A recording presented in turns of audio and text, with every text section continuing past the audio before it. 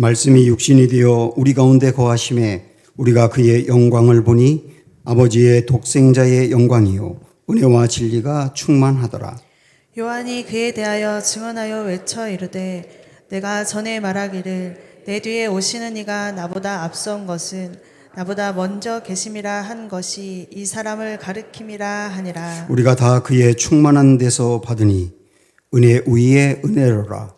율법은 모세로 말미암아 주어진 것이요 은혜와 진리는 예수 그리스도로 말미암아 온 것이라. 같이 읽습니다. 본래 하나님을 본 사람이 없으되 아버지 품속에 있는 독생하신 하나님이 나타내셨느니라.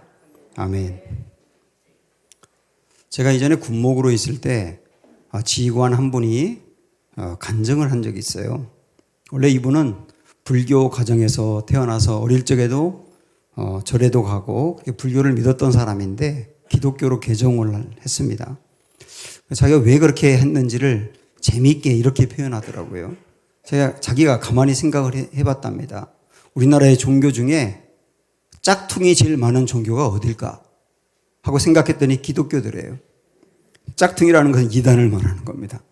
그래서 왜 기독교는 유독 이단이 많을까 이렇게 생각하다가 기독교가 진짜 진리기 때문에 이단이 많구나. 원래 진짜 옆에는 짝퉁이 많은 거니까 그런 생각을 했다는 거예요.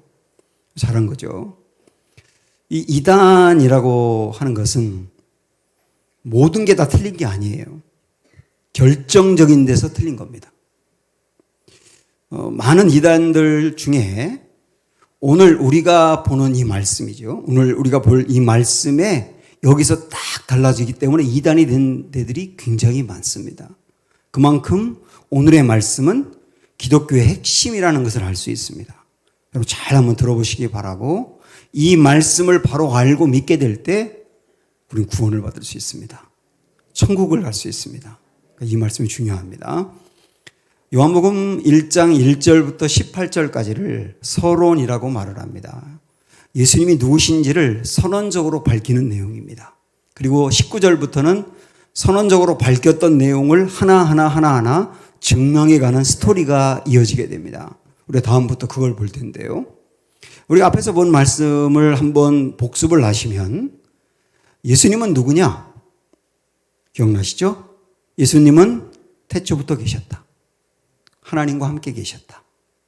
하나님과 함께 천지를 만드셨다. 그리고 곧 하나님이시다. 이게 우리 예수님이란 말입니다. 오늘 15절 말씀에서도 세례 요한이 예수님에 대해서 이렇게 말하네요. 요한이 그에 대하여 증언하여 외쳐 이르되 내가 전에 말하기를 내 뒤에 오시는 이가, 예수님을 말하거든요. 내 뒤에 오시는 이가 나보다 앞선 것은 나보다 먼저 계심이라 한 것이 이 사람을 가리킴이라 하니라. 여러분 아시지만 세례 요한은 예수님보다 6개월 먼저 태어난 형이거든요. 그러면 세례 요한이 예수님보다 먼저 있는 거지 예수님이 먼저 있을 리가 없지 않습니까? 근데 세례 요한은 예수님을 두고 뭐라고 말했냐면 나보다 앞서 계신 분이다. 내가 태어나기 전에도 이미 이분은 계셨다는 거예요. 그리고 오늘 1장 우리가 알고 보니까 그분은 태초부터 계신 분이다. 그분은 하나님이다. 이렇게 이제 연결하고 있는 겁니다. 그런데 그렇게 원래부터 계셨던 우리 예수님은 생명이고 빛이십니다. 영원히 사는 영생하는 생명이 예수님 안에 있고 그리고 이 세상을 모두 살게 만드는 에너지원인 빛이 예수님 안에 있습니다. 이게 우리 예수님이 하나님이다 그런 얘기예요. 그런데 놀라운 이야기가 있어요. 그 하나님이 인간이 되신 거예요. 하나님이 인간이 되셨다고요. 오늘 우리 14절 말씀은 굉장히 중요합니다. 다 같이 보세요. 시작. 말씀이 육신이 되어 우리 가운데 거하심에 우리가 그의 영광을 보니 아버지의 독생자의 영광이요 은혜와 진리가 충만하더라. 한 구절도 한 단어도 놓칠 수가 없어요. 그래서 저는 이것을 넷으로 나누어서 하나하나 세세하게 말씀드리고 오늘 말씀의 한 반 이상을 이 14절에 말씀을 전하도록 할 겁니다. 자, 여기 보면 먼저 첫 번째 말씀이 육신이 되어 그랬습니다. 여기서 말하는 말씀은 로고스, 알죠? 예수님을 말한다고요. 육신이 되었다는 말은 인간이 되었다는 뜻입니다. 하나님이 인간이 되셨다예요. 하나님이 인간이 되셔서 하나님이면서 동시에 인간이다 그 얘기예요. 창조주가 피조물처럼 되신 겁니다.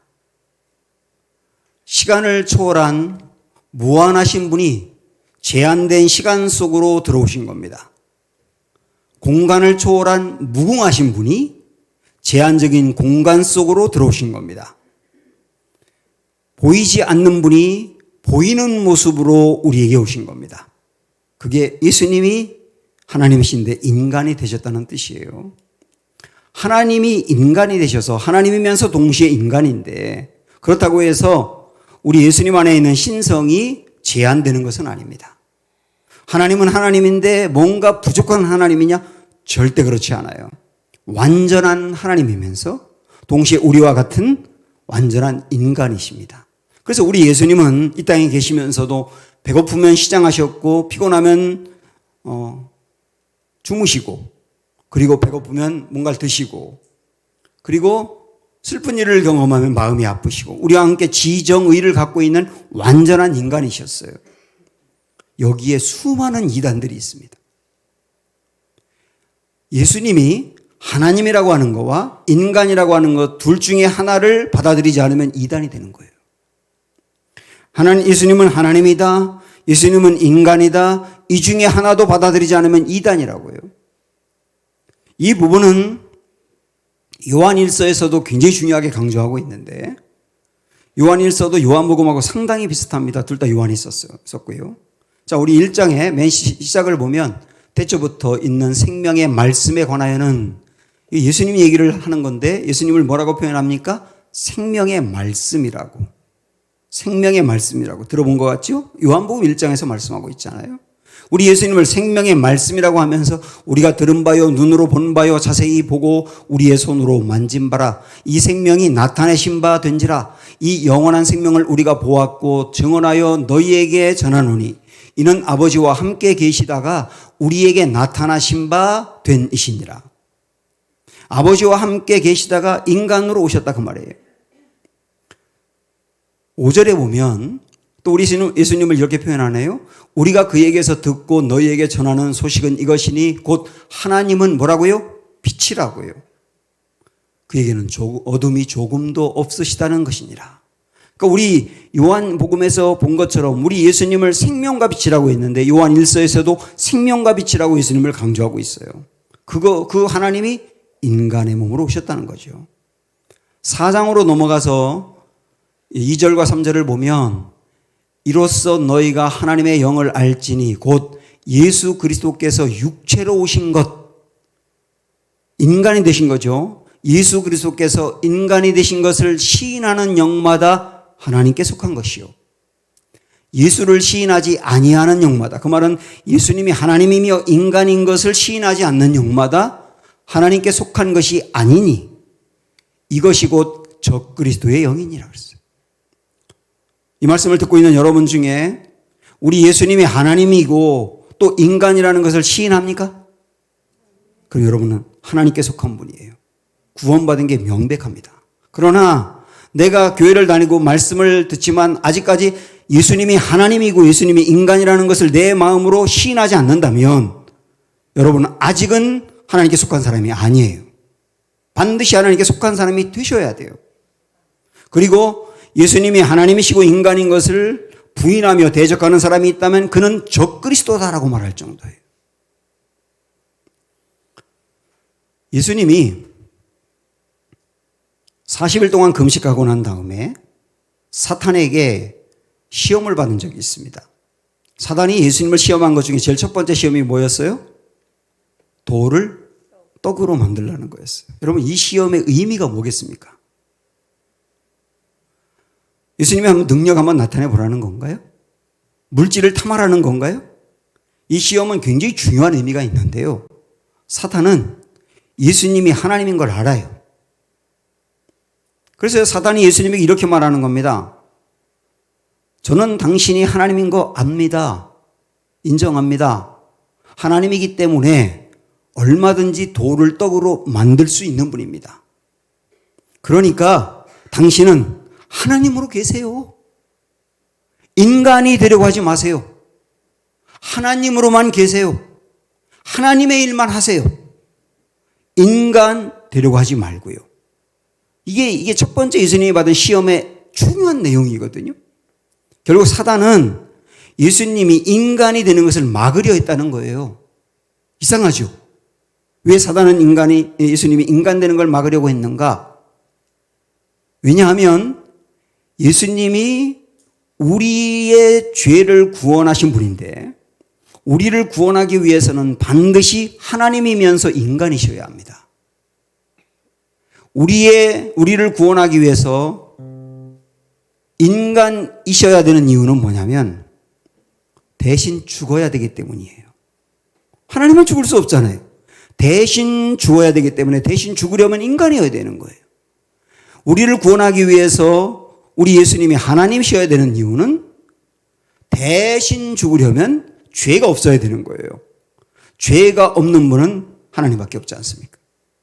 그래서 우리의 구원을 위해서 예수님이 하나님이고 인간이어야 되는 것은 필수입니다. 사단은 이걸 알았기 때문에 예수님이 하나님인 건 그래요, 인정해요. 인간이 되려고 하지 마세요 라고 막았던 것이죠. 우리 예수님은 하나님이신데 인간이 되셨어요. 말씀이 육신이 되어. 자, 두 번째, 그 다음 뭐라고 그랬습니까? 우리 가운데 거하심에 그랬습니다. 지금 14절의 말씀을 하나하나 풀어나가는 겁니다. 우리 가운데 거하심에 그랬어요. 우리는 이 세상에 주님이 오셨다는 겁니다. 우리 예수님은 우리와 똑같은 몸을 가진 정말 인간으로 오셨습니다. 갓난아기로 태어나셔서 누가복음에 있는 말씀처럼 키가 자라고 지혜가 자라고 하나님과 사람에게 사랑스러워 갔다고 한 것처럼 예수님은 그렇게 어릴 적부터 차근차근 이렇게 성장하셨어요. 그런데 그렇게 인간 땅에 오신 것을 뭐라고 표현하고 있느냐면 우리 가운데 거하신다고 표현합니다. 거하신다. 이 거한다라고 하는 말은 헬라어로 스케노아라는 단어를 쓰고 있는데 텐트를 치고 함께 산다예요. 예수님이 이 땅에 오셔서 사람들 세상에 오셔서 텐트를 치고 사람들과 함께 살았다는 말이에요. 저는 이거를 조금 더 우리 마음에 뜨겁게 다가오게 표현한다면 예수님이 우리 가운데 오셔서 우리와 신방을 차리셨다. 그렇게 보면 좋을 것 같아요. 신방을 차리고 함께 부부가 된 것처럼 우리 가운데서 사셨다 그 말이에요. 이어서 세 번째 보시면 말씀이 육신이 되어 우리 가운데 거하심에 그 다음에 우리가 그의 영광을 보니 하나님의 독생자의 영광이요 그랬습니다. 여기서 말하는 보았다는 사람은 누구냐면 사도 예수님의 제자인 요한이죠. 우리가 그 예수님을 이 땅에서 보았다. 그런데 우리 예수님을 보니까 예수님에게서 하나님의 영광이 보이더라 그 얘기예요. 예수님에게서 하나님의 영광이 보이더라. 여기서 하나님의 영광이라는 말을 여러분들 이해하셔야 되는데요. 하나님의 영광을 이해하기 위해서 구약에 있는 출애굽기 33장을 생각하는 게 좋습니다.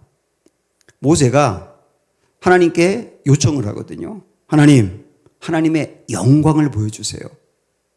그러니까 하나님이 그 기도를 요청을 듣고 나서 영광을 보여주시는데요. 모세를 바위 틈에 이렇게 숨긴 다음에 그의 눈을 가린 다음에 하나님이 순식간에 훅 하고 지나갔는데 그때 모세는 보았어요. 뭘 봤느냐면 하나님의 등만 보았습니다. 아주 순식간에 잠깐 하나님의 일부분을 보는 겁니다. 유일무이하게 하나님의 형상을 본 사람이죠. 이게 영광이 지나갔다고 표현하거든요. 영광이 지나갔다.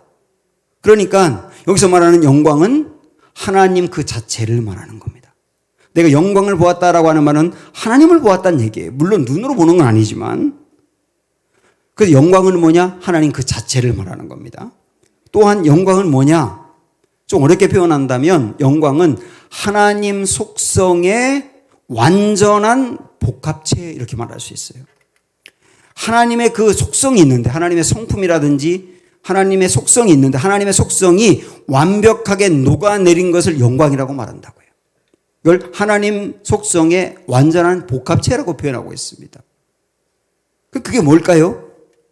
아까 봤던 출애굽기 33장을 조금 더 다시 말씀드리면 모세가 하나님께 하나님의 영광을 보여주세요. 그러니까 그 다음에 하나님이 내 영광을 내게 보여줄게라고 말하지 않고 이렇게 표현하셨어요. 모세가 이르되 원하건대 주의 영광을 내게 보이소서 여호와께서 이르시되 그 다음 잘 보세요. 내가 내 모든 무엇을 선한 것을 네 앞으로 지나가게 하고 이렇게 표현합니다. 내가 내 모든 선한 것을 내 앞으로 지나가게 하고 내 영광을 내 앞으로 지나가게 하고라고 말하지 않고 내 선한 것을 지나가게 하고라고 말했습니다. 이걸 보면서 하나님의 영광은 하나님의 속성의 완전한 복합체라 그랬는데 하나님 속성의 완전한 복합체의 핵심이 선함이란 뜻이에요. 다르게 말하면 사랑이란 뜻입니다. 그러니까 하나님 안에 있는 사랑이 하나님이 갖고 있는 속성을 완벽하게 표현한다는 얘기죠. 그래서 34장으로 넘어가 보면 이 하나님이 이렇게 모세 옆으로 지나가는 것을 이렇게 말씀했어요. 34장 보시면 여호와께서 그의 앞으로 지나시며 선포하시되 여호와라 여호와라 그 다음에 자비롭고 은혜롭고 노하기를 더디하고 인자와 진실이 많은 하나님 이렇게 표현했습니다. 자, 하나님의 그 속성의 핵심, 하나님의 영광의 핵심은 뭐라 그랬어요? 선하심이라 그랬어요. 사랑이라 그랬어요. 그 사랑이 구체적으로 표현되는 게 뭐냐면 자비, 은혜, 노하기를 더디하는 인내, 그 다음에 인자, 끝까지 사랑하는 거죠. 인자, 그 다음에 진실, 다르게 말하면 진리. 이게 바로 하나님의 속성의 핵심인 선함, 사랑에서 표현되는 내용들이라는 거예요. 그런데 이런 하나님의 기가 막히게 좋은 속성들이 예수님 안에서 나타났다고 얘기해요. 예수님이 그것을 다 보여주었다고 얘기해요. 요한은 그것을 봤다고 말합니다. 자, 그런데 조금 아까 봤던 여러분 그 성경의 14절 다시 한번 이 부분을 한번 보시면 거기에 하나님의 독생자의 영광이라는 말이 나오죠. 이 볼펜 다 꺼내보세요. 이 독생자라고 하는 말은 외아들이라는 말이 아닙니다. 영어로 유니크, 독특한, 유일한 그 말이에요. 외아들이라는 말이 아니라 유일한, 독특한 그 말입니다. 그래서 우리 예수님은 하나님의 그 아름다운 영광을 나타내 보여주는 분인데 예수님처럼 하나님의 영광을 잘 보여주는 분이 없다 그 말입니다. 예수님이야말로 유일하게 독특하게 하나님의 영광을 완전하게 보여준다 그 얘기입니다. 이것이 예수님이 우리에게 보여준 영광이라고요. 자, 그럼 이제 말씀이 육신이 되어 우리 가운데 거하심에 우리가 보니 하나님의 독생자의 영광이요. 그 다음에 마지막에 네 번째 뭐라고 말했습니까? 은혜와 진리가 충만하더라 이렇게 나와 있죠. 예수님 안에 은혜와 진리가 충만하다 그랬는데 은혜와 진리는 하나님이 가지고 계신 속성, 하나님의 영광 중에 중요한 두 가지입니다. 하나님의 영광에서 표현되는 두 가지가 은혜와 진리인데요. 이 은혜와 진리가 예수님 안에 가득하더라고 얘기죠. 은혜는 헤세드라고 말할 수 있습니다. 무조건적인 사랑이에요. 무조건적인 사랑. 진리는 진실이라고 말할 수 있고 죄가 전혀 없고 완전히 깨끗한 모습이며 완전히 공의로운 모습이죠. 그래서 진리는 완전히 공의롭기 때문에 죄에 대해서 심판하는 겁니다. 이게 진리예요. 그런데 가만히 생각을 해보면 은혜, 다르게 말하면 무조건적인 사랑인데 이 사랑과 진리는 공존할 수 없습니다. 우리 주변에도 보면 사랑이 많은데 많은 사람은 진리가 약할 가능성이 많아요. 누구나 무조건적으로 사랑하고 용납하는데 그러다 보니까 옳고 그름이 이렇게 명확하지 않아서 그렇게 은혜가 너무 가득한데 진리가 약한 부모 밑에 자란 아이들은 잘못을 하고도 뭘 잘못했는지 잘 몰라요. 왜? 용납만 하니까. 잘못하면 잘못된 길로 나갈 수가 있거든요. 그리고 은혜가 충만한데 진리가 약하면 그런 지도자 밑에 있는 사람은 억울한 일을 당했을 때 이 지도자가 이 진리가 약하니까 내 억울한 일을 풀어주지 못하니까 자기가 풀려고 한단 말이죠. 문제가 됩니다. 반대로 이번에는 진리가 아주 강한데 은혜가 약합니다. 그래서 아주 옳고 그름이 분명하고 잘못한 사람에 대해서는 공의롭게 판단하고 정죄하고 심판해. 그런데 용납은 부족해. 그런 사람 밑에서 숨을 쉴 수가 없는 거예요. 그래서 그런 부모 밑에 있는 아이들은 너무 정죄를 많이 받고 심판을 많이 받아서 아이들의 내면 세계가 흔들립니다. 참 신기하죠. 굉장히 중요한 두 가지 성품인데 은혜와 진리 이 두 가지가 공존하기가 어렵다고요. 그런데 우리 예수님을 뭐라고 말씀했습니까? 은혜와 진리가 충만하더라. 우리 예수님 안에는 은혜가 완벽할 뿐만 아니라 진리도 완벽하다 그 말이에요. 그래서 우리 예수님은 그 사랑이 어느 누구와 비교할 수 없을 정도로 충만한데 그러나 진리도 분명하더라. 그게 은혜와 진리가 예수님 안에서 완벽하게 표현된 자리가 어디냐면 십자가거든요. 십자가는 죄의 값으로 심판을 받은 자리이기 때문에 진리가 완벽하게 이루어진 거예요. 그런데 죄가 없으신 예수님이 우리를 대신해서 심판을 받았기 때문에 누구보다 우리를 사랑하는 모습입니다. 그래서 십자가라고 하는 것은 은혜와 진리가 만나는 자리거든요. 우리가 이걸 보면서 여러분 십자가를 보면서 어떤 생각을 하셔야 되느냐면 십자가를 보면서 야, 나의 죄라고 하는 것은 예수님이 죽어야 할 만큼 엄청 큰 거구나 라고 하는 걸 깨달아야 되고 동시에 그런데 그렇게 큰 죄를 대신해서 예수님이 돌아가실 만큼 나를 사랑하는구나. 나는 그런 사랑을 받는 존재구나 하는 것을 깨닫는 것이 십자가인 거예요. 여기까지가 14절입니다. 다시 한번 정확히 해볼까요? 말씀이 육신이 되어 우리 가운데 거하심에 우리가 보니 하나님의 독생자의 영광이요 은혜와 진리가 충만하더라. 예수님에게 그렇더라고 말이에요. 자, 이 말씀 여러분 아신 다음에 그러면 우리가 그 다음 단계로 생각해야 될 게 뭐냐면 이런 예수님인데 이 예수님이 하나님이시면서 왜 인간이 되셨을까 하는 겁니다. 왜 인간이 되셨을까? 크게 두 가지로 볼 수 있어요. 사실은 다 연결되는 겁니다. 첫 번째는 하나님의 이 영광을 우리 가운데 보여주기 위해서 오신 거예요. 하나님의 그 영광, 그 속성의 복합체인 그 기가 막힌 하나님의 영광을 우리에게 그대로 보여주기 위해서 예수님이 인간이 되셨다고 얘기해요. 16절 보면 이렇게 말씀합니다. 우리가 다 그의 충만한 데서 받으니 이랬어요. 우리가 다 그의 충만한 데서 받으니 우리가 예수님 안에 있는 하나님의 영광에 충만한 것들을 우리가 받는다고 얘기해요. 우리에게 이것을 주기 위해서 예수님 오셨다 그랬어요. 그러면서 우리가 다 그의 영광 충만한 데서 받으니 은혜 위에 은혜로라 라고 말씀합니다. 기가 막힌 말씀이에요. 은혜 위에 은혜. 자, 여기서 위에라고 하는 말은 헬라어로는 안티라는 단어를 쓰고 있는데 우리도 안티 알죠? 안티 기독교인도 있더라고요. 반대한다는 얘기거든요. 안티는. 그런데 여기서 말하는 안티라고 하는 개념은 더 정확하게 이해하려면 대신하다라고 표현해야 됩니다. 그러니까 대신해라고 표현한다면 은혜 위에 은혜라고 하는 말은 은혜를 대신한 은혜라는 뜻이에요. 이거를 나타내기 위해서 예수님이 오셨다는 거거든요. 은혜를 대신한 은혜. 은혜가 두 개가 있는데 앞에 있는 은혜를 대신해서 뒤에 있는 은혜를 주기 위해서 오셨다는 얘기잖아요. 그러면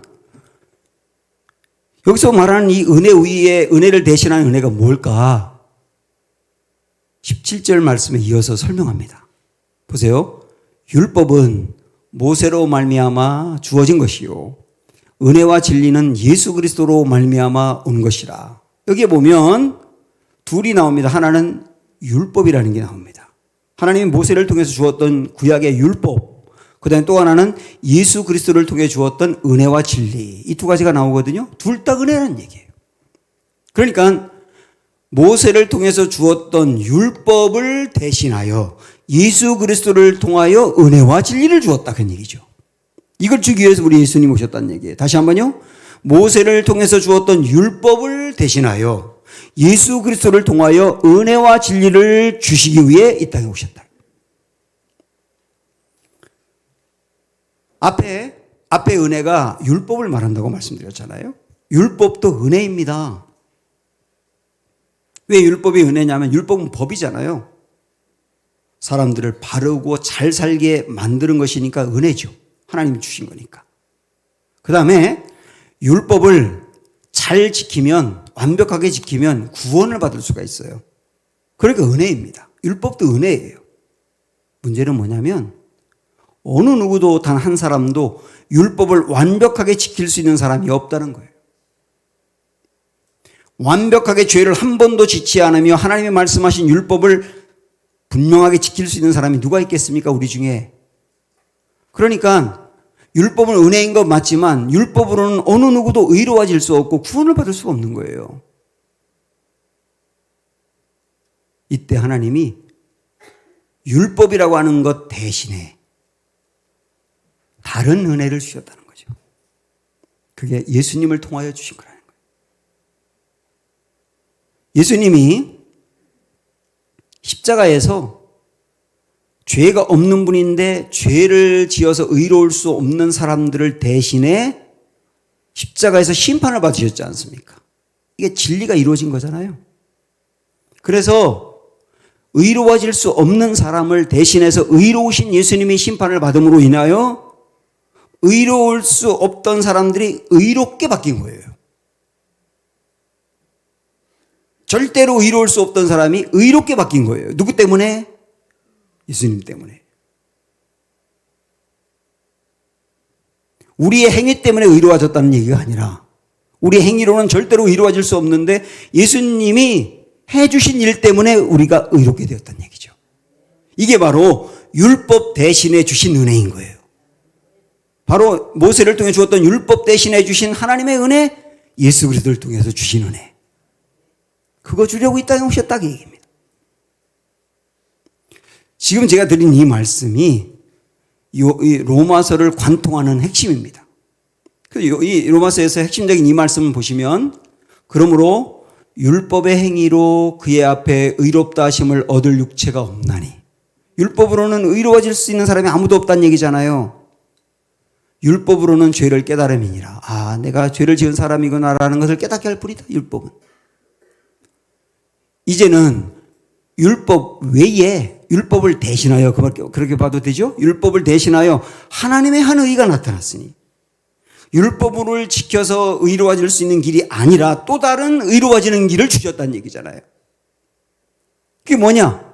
율법과 선지자들에게 증거를 받은 것이라. 구약에서부터 이미 예언한 것이라 그 얘기예요. 곧 예수 그리스도를 믿음으로 말미암아 모든 믿는 자에게 미치는 하나님의 의인이 차별이 없다. 율법으로는 의로워질 수 있는 사람이 아무도 없어서 율법을 다 지키지 못함으로 말미암아 구원받을 수 없고 의로워질 수 없으니까 끝이에요. 이때 하나님이 그런 사람에게 의로워질 수 있는 또 다른 길을 열어주셨다. 그게 바로 예수님을 통하여 열어준 길이다. 이거죠. 그러니 은혜를 대신한 은혜가 아니냐. 이 은혜를 저와 여러분이 받은 거예요. 이만큼 감사하고 기쁜 일이 어디 있겠습니까? 이 일을 위해서 우리 예수님이 오셨다 그 말이에요. 여기 말씀에 있는 대로 예수님이 해주신 그 일을 믿으면 구원을 받는다. 그러므로 사랑하는 여러분, 내가 율법을 완벽하게 지킬 수 없는 죄인이라는 거 누구나 다 인정하지 않습니까? 그래서 나는 의로워질 수 없고 구원받을 수 있는 자격이 없어요. 그러나 나를 위해서 예수님이 대신 해주심으로 인하여 내가 의로워졌다는 것을 마음으로 받아들이시고 이것이 믿음으로 바뀌어서 여러분의 구원으로 연결되는 은혜가 있기를 축원합니다. 자, 또 하나 두 번째. 우리 예수님이 왜 인간이 되어서 이 땅에 오셨는가? 두 번째는 하나님을 보여주기 위해서입니다. 하나님을 보여주기 위해서. 우리 18절에 있는 말씀을 다 같이 읽어볼까요? 시작.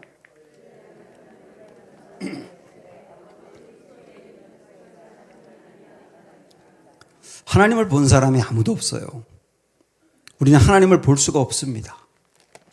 그런데 하나님을 볼 수 있어요. 어떻게 가능하냐고요? 예수님을 보면 하나님이 보인다. 예수님이 이 땅에 왜 오셨느냐? 하나님이 어떤 분인지를 고스란히 보여주려고 이 땅에 오셨단 말이에요. 여기에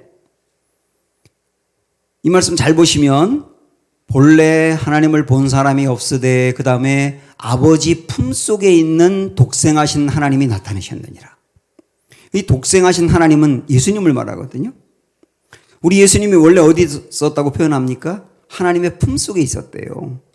이 품속이란 말이 원어를 바르게 해석하면 뭐라고 말할 수 있냐면 주름 속이라고 말할 수 있습니다. 여기도 주름이 있거든요. 여러분 옷에도 이렇게 접으면 주름이 있잖아요. 주름 속이 가장 깊은 곳이죠. 접히는 곳. 예수님이 하나님의 주름 속에 있었다. 그렇게 표현한 거거든요. 그러니까 우리 예수님과 하나님은 완전히 모든 걸 공유하고 진정으로 교제하고 아주 친밀한 관계였기 때문에 우리 예수님은 하나님의 속성도 바르게 알고 있어요. 그 예수님이 이 땅에 오셔서 하나님의 속성을 하나님이 얼마나 좋은 분인지를 보여주셨다 그 얘기예요. 그 말은 다르게 이야기하면 예수님이 이 땅에 오신 이유는 우리를 하나님의 품속으로 인도하기 위해서 오셨다는 거죠. 여러분 잘 알고 있는 말씀 하나 나누면 어느 날 나병 환자 한 명이 예수님을 찾아왔어요.